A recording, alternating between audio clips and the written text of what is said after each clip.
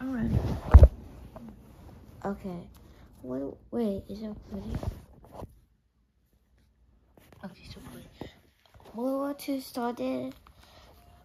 Okay, so we have to go back to 1918 when World War I ended. And the Germans were forced to sign the Treaty of Versailles, which basically meant that Germany started World War One, and they'd have to pay back a large amount of money to them, and they also had to give up parts of the military and took some territory from them. Mm-hmm. Eventually, because of the debt, they had mass inflation, and then during Wait. I'm sorry to interrupt. Dad, what do you mean? They owe debt to all those other nations, Okay. Eventually, because of that, they had mass inflation, and then when the Great Depression came, it really hit hard in Germany. But because of the Great Depression, Germans they wanted some better Germany, Yeah. and then the guy called, and then there was some, and then in Italy at the time, a fascist uprising had happened there, and Benito Mussolini had become the leader of Italy. And then he invaded Ethiopia and took Ethiopia for revenge of what happened several years ago when Italy wanted to invade Ethiopia, but they were defeated in Ethiopia. So the fascists in Germany also wanted to the German also wanted a fascist party, and this guy called Adolf Hitler was the leader of the fascist party, and then they soon became the leaders of Germany, and then we're going to kind of cut off there, and then we're going to go to other parts because the background of World War II, there isn't the war yet, but you need to know. So at the same time, Japan had a military dictatorship, and then there was some incident, and then they started going to war with China. What are the incidents? You said there were incidents. What were the incidents? It was Chinese troops doing some Japanese. Anyways, because of that, obviously the Chinese lost the war, and Japanese, because the Chinese at the time were not as strong as they are now, and then they were very weak, and they were divided in that. So obviously the Japanese were able to take off China from them, and then yeah, that's pretty much it. Anyway, back to Germany. So Adolf Hitler is now leader of Germany, and now he wants Austria to be part of Germany because Austria was Adolf Hitler born. So Adolf Hitler enters Germany. That's what it's called. And the Austrians actually support this in some ways because Germans and Austrians are very close, and Austrian fought World War I on this side.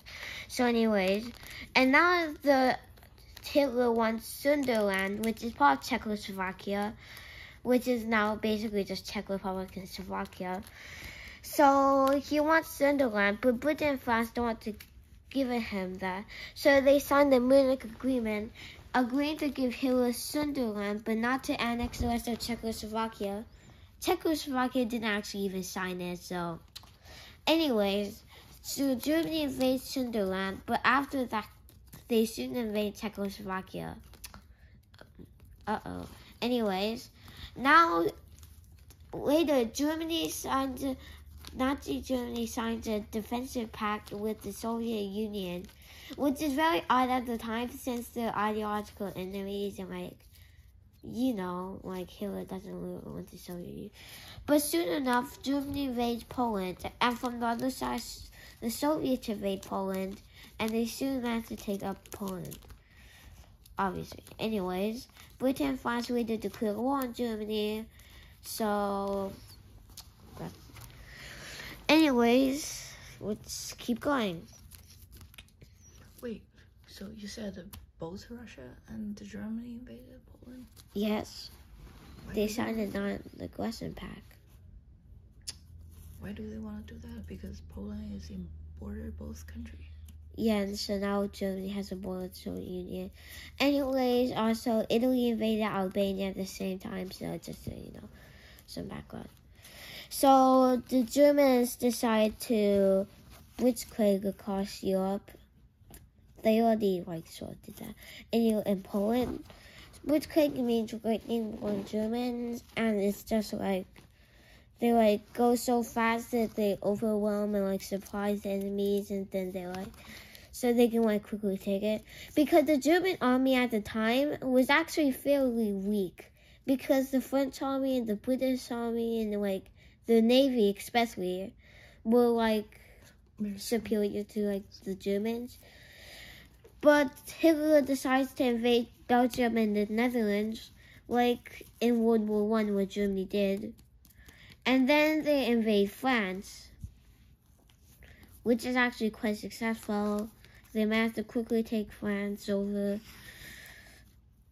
Oh, and by the way, I skipped ahead sort of. So there was this kind of a phony war at the beginning. Hitler used a phony war and he invaded Denmark and Norway. And okay, now let's get back to Germany controlling France. So Hitler installed a puppet state there known as Vichy France. It was kind of a puppet state because the Germans actually controlled it, but so that was okay. So But I thought in the beginning British and France are on the same side. No? Yeah, they were. They were on the same side. And then Germany took over. Yeah. France. Yes. And then he installed the puppy regime. Yes. Okay. Okay. Anyways, so Italy, Germany's ally, also declares war on Britain soon, because now there's just Britain's empire, and because none of that was really left.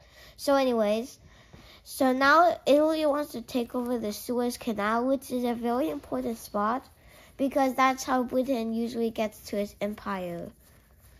Eventually, but British also want the spot in the Suez Canal, so they soon go to war.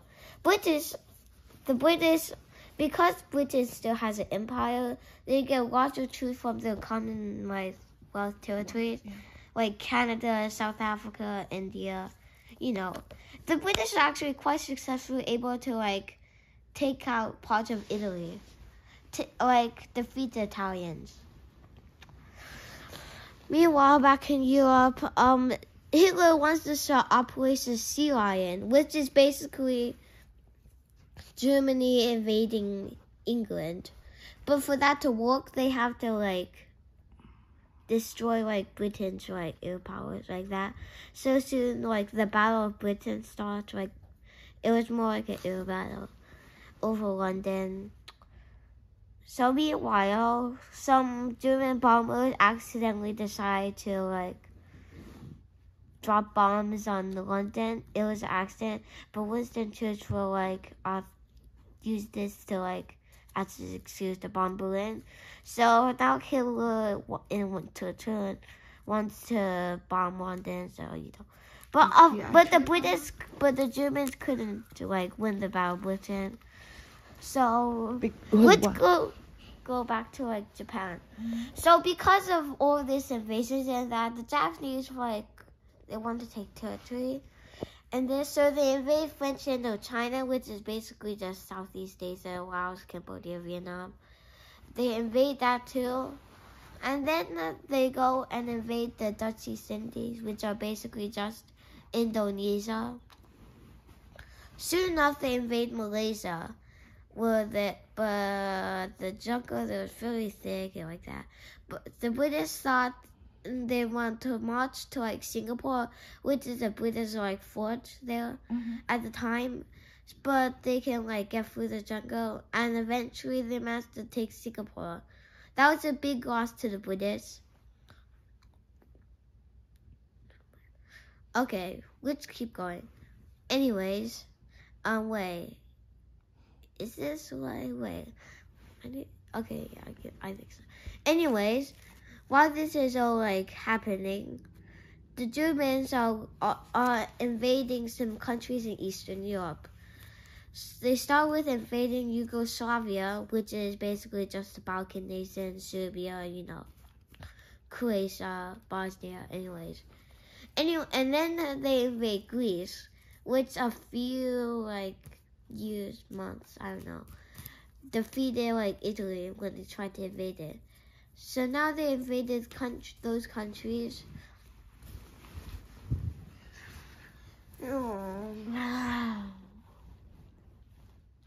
And then what? Okay, let's keep going now. Let's see. Okay, so meanwhile, British are defeating Italy in North Africa. But now then, Hitler decides to help his ally by sending some units toward him. They're led by General Rommel. Rommel is quickly able to defeat the English and bring them back to the border and attack them. So while that's going on, I'm not sure if it's at that exact moment, but somewhere around that time, Japan attacks the U.S. in Pearl Harbor, and obviously the U.S. then goes to war with Japan. And then, what do I say now? He dropped. And no, wait, no, we're not going to that yet. That's at the end of the war. Anyways, Germans invade the Soviet Union, and you know what the Soviet Union is, Russia. Anyways, they invade parts of Russia quickly, and for the first part of the Eastern Front, they are pretty successful. The Soviets aren't really winning a lot. The German army is doing very good, and they're helped by their allies, Italy, They're also helped by some Eastern European nations, Hungary, Romania, Bulgaria, who are also invading the Soviet Union. Anyways, then there's the Battle of the Coral Sea, which happens later between Japan and the U.S. Both sides lose one carrier. Then there's also the Battle of Midway. Japan attacks Midway Island, and but the U.S. is able to get there. It's really a turning point for the war because all the 4 Japanese carriers are destroyed. So it's a really big part of the war. Anyways, let's see what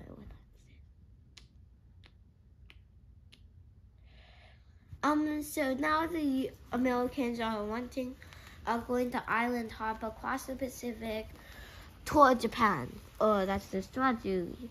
They start with the Gilbert Islands and the Barstow Islands, and then they keep it going.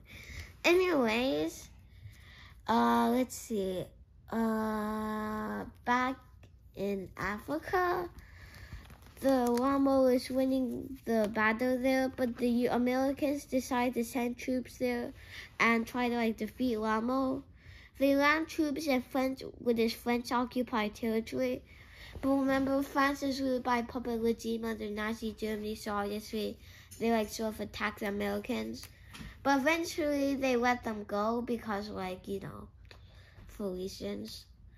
The Americans are quickly able to try to go, and now Rommel is surrounded sort of. Eventually they manage to defeat Rommel in Africa, and then they win the African front sort of. At that time, the American troops went at Guadalcanal and go in fierce fighting there. It's very bloody fighting. Anyways, they managed to quickly win Guadalcanal, and then they went on other islands too, like Tarawa in the Kiribati. I don't even know where the islands are. Guadalcanal is in the Solomon Islands. Anyway.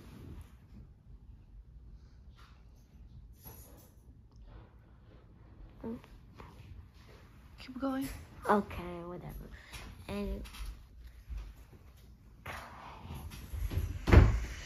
Anyways, then the Battle of Stalingrad starts. And Stalingrad's the big turning point because the Soviets win the Battle of Stalingrad, which is kind of a big surprise because everyone thought the German army was invincible.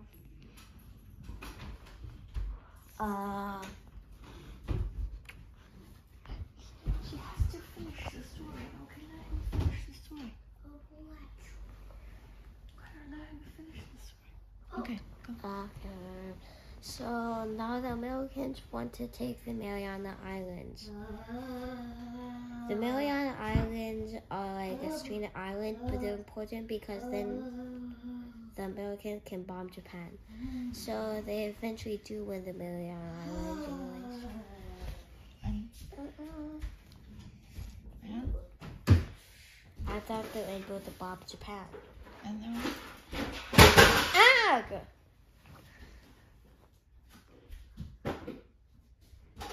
Then? No, we're not.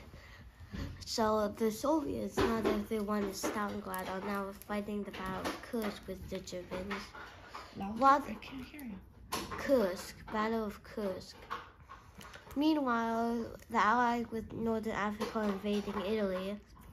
They managed to take most of Sicily and take over southern Italy. Eventually, Mussolini is like placed under arrest. Italy changes sides to the Allies, but the Germans invade